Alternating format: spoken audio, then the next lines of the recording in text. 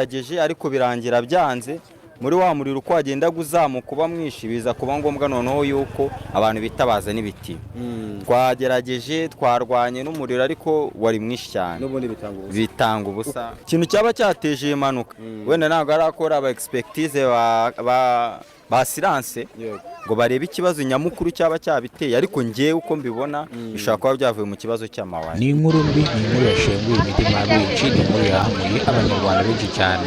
Imodoka ifashwe n'inkongi y'umuriro irashya irakongoka. Iyi modoka ihiye ku iki gicamunsi ari ku itariki 21 n'iz'ukwezi kwa gatandatu nibwo iyi modoka ifashwe n'inkongi y'umuriro. Abari barimo babiri hapfamo umwe, undi arakomereka. Iyi modoka intandaro yo kugira ngo ishye yatewe n'umushoferi wari utwaye iyi modoka iri mu bwoko bw'agakamyo gatonya.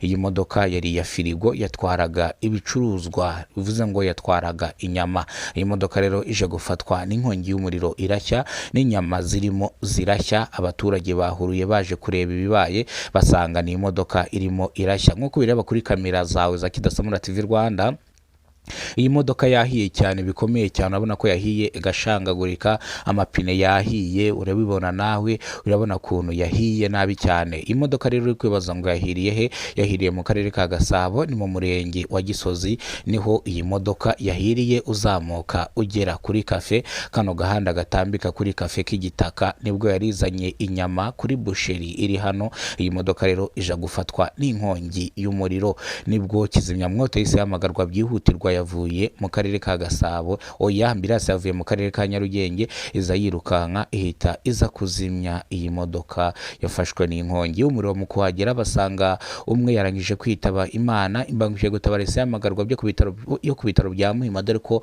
ariyo yari iri hafi. Isanga umwe amaze kwitaba Imana, bahita bahamagara imodoka ya polisi ishinzwe gutwara imirambo, ihita ifata uyu nguyu yapfuye, ihita imujyana ku bitaro bya Kacyiru. Imbangukiragutabara itwara uyu nguyu wahiriye mwino modoka agakomereka. Abaturage bavuga yuko icyateye iyi modoka gushya ntago bamenye icyo ari cyo, dore ko na shoferi yavuze ko yagiye akabona imodoka irahiye. Bityo rero iyi modoka ishobora kuba yakoze siriko yarangiza igashya, bityo rero ukaba aribyo byateye iyi nkongi, koko shoferi yavuze ko nawe yagiye akabona imodoka irahiye n'inzugi zikahita ziboroka. Kubwo amahirwe kizimyamwoto ihitaza, bose bari gupfira mu iyi modoka. Nguko rero reka dukomereze nanone aho umugabo yafashwe n'inkongi y'umuriro. Umugabo wakoraga muri rege yagiye kwestara umuriro w'amashanyarazi, nibwo rero umuriro waje kumukubitira ku ipoto ahita apfira ku ino poto. Uko mubireba kuri kamera za Kidasamura TV Rwanda, uyu mugabo yari arimo yestara umuriro w'amashanyarazi nk'uko bisanzwe. Mu gihe ari kwestara abwira mugenzi we ati kupura turebe yuko byakunze. Umugabo aranza aramanuka arakupura, asanga umuriro ntabwo uri kugeramo, yongera arazamuka. Mu gihe arimo akora azirika isingane za mugabo, abaragiye arongeye arakupuye. Mu gukupura uyu mugabo yaje gufatwa n'inkongi y'umuriro, umuriro uramugagaza, birangira uyu mugabo apfiriye ku ipoto. Namwe muri kureba uyu mugabo yahiye bikomeye cyane, yangiritse bikomeye cyane, bivuze ngo yishwe na mugenzi we wakupuye umuriro. Ariko icyo bw'itangazamakuru yavuze ko yarazi ko uyu mugabo atari ku ipoto, ariyo mpamvu yakupuye umuriro kugira ngo arebe nimba umuriro uri kugeramo, basoze igikorwa cyo kwestara barangize bigendere. Nuko nk'uko rero yaje kwitaba Imana ku iki gicamunsi. Ni ku itariki zisanga 22 n'iz'ukwezi kwa gatandatu 2026 nibwo yaje gufatwa n'inkongi y'umuriro. Urupfu yapfuye rwarishije abaturage, rwarishije abanyarwanda benshi cyane, ndetse n'abari baje gukorerwa installation n'abari baje kugira ngo abashyiriremo umuriro barize, barangije bifata ku munwa babona urupfu uyu mugabo yapfuye, barangije bararira bifata ku munwa bamusabira ku Mana. Kizimyamwoto yaje yirukanka, dore ko imyenda yari yambaye byatumye n'insinga zari ziri hano zishya irazimya, nyaboneka abasha kuvaho, ariko yabaye ubushwangi, yahiye bikomeye cyane. Nawe urandebera kuntu no muntu yabaye, ntabwo yava ko hari no poto ari muzima.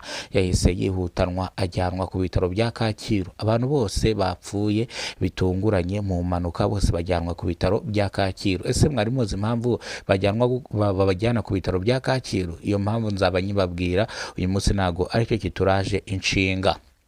Abaturage basobanura yuko uyu mugabo yishwe na mugenzi we kubera ko yakupuye umuriro, bityo rero uyu mugabo yatabwa muri yombi kubera ko yakupuye umuriro akica mugenzi we. Ibi nibyo koko ishami ry'ubugenzacyaha burigeze rihasesekara, uyu mugabo ahita ajyanwa gutabwa muri yombi, bamubaze impamvu yakupuye umuriro mugenzi we ari hejuru, bamubaze n'impamvu yaba yamwishe. Uyu mugabo avuga yuko atarazi yuko uyu mugabo akiri ku ipoto, bityo rero yakupuye umuriro atazi ko ari ku ipoto. Bamubaza impamvu atagiye kubanza kureba yuko ari ku ipoto akakupura umuriro atagiye kureba. Avuga ko iryo ngiryo ari ikosa yakoze, yarangaye niyibuke yuko, ariko bavuga ko yari yamubwiye ngo agenda kupure agakurikiza ibyo yavuze, kumbe yasubiye ku ipoto.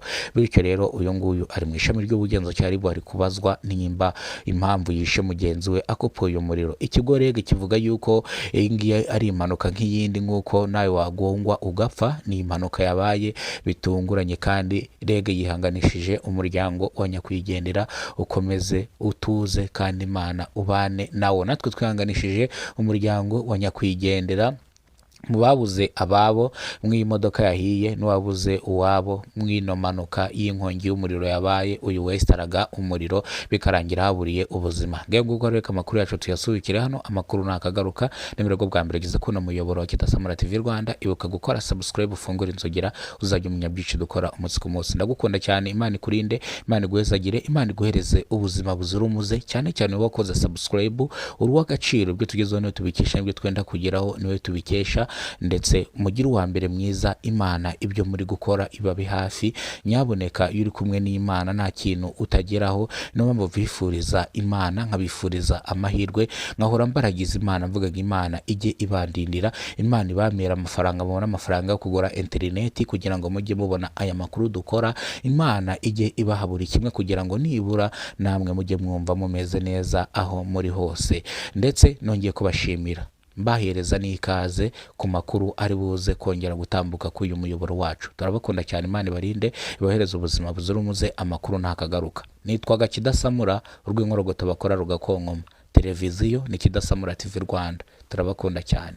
Ikorera hano mu mujyi wa Kigali, ni mu murenge wa Muhima, ni hirya gatonya hano utambitse mu Kiyovu cy'abakene, niho ofisi yacu iba. Televiziyo yo iba munsi ya BTN TV Rwanda.